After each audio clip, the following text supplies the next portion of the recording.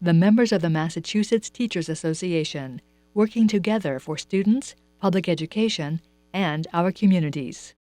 Hi, this is Barbara Madeloni, President of the Massachusetts Teachers Association. Welcome back. I hope you had a great summer.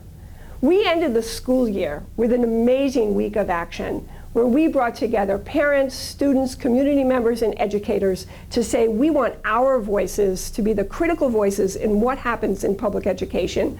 We said we want less testing and more learning. And you know what's really amazing is that it made a difference. That over the summer, if you look at what's being written about testing in Massachusetts, the conversation has shifted. People are beginning to understand that testing's gotten out of control.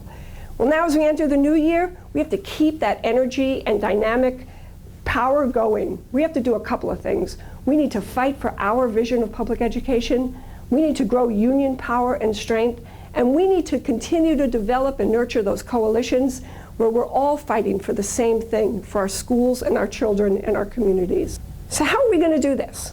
Well, there are a couple of ways. The first is that we're part of a coalition that is working to raise the money we need to support our public schools, to make public higher education more affordable, and to improve our roads, bridges, and public transportation.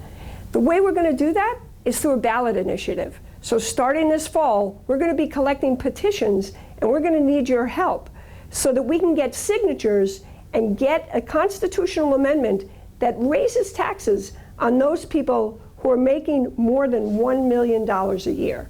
From that, we look to get more than $1 billion to support our schools, to make public higher education more affordable, and to improve our road, bridges, and transportation.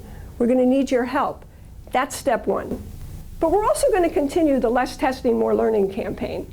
What I'm hoping that you'll do as we increase our energy around that is let's get your school committees to sign the resolutions supporting House Bill 340, calling for a 3-year moratorium on high-stakes testing.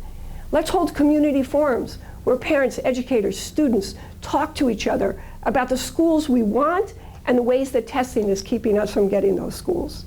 And let's build an opt-out movement.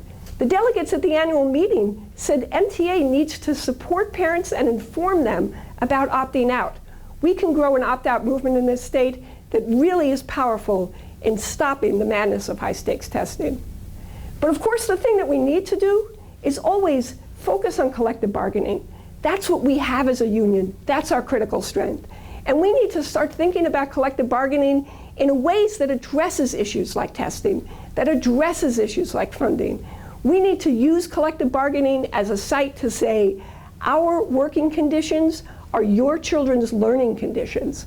We're going to be holding a collective bargaining summit October 3rd. Put a team together. Come on out and learn how to do that and really use collective bargaining as a way to empower your local. And in the meantime, order the book Jumpstart Your Union from MTA. It's something you can read together with friends, start a book group, and really begin to think about what do we want to do locally to grow our union power. Of course, all of this has to do with education.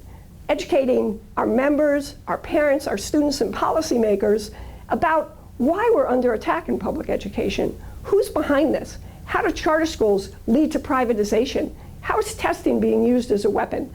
There's a great movie out there right now, Education, Inc. We have free copies of it here at MTA.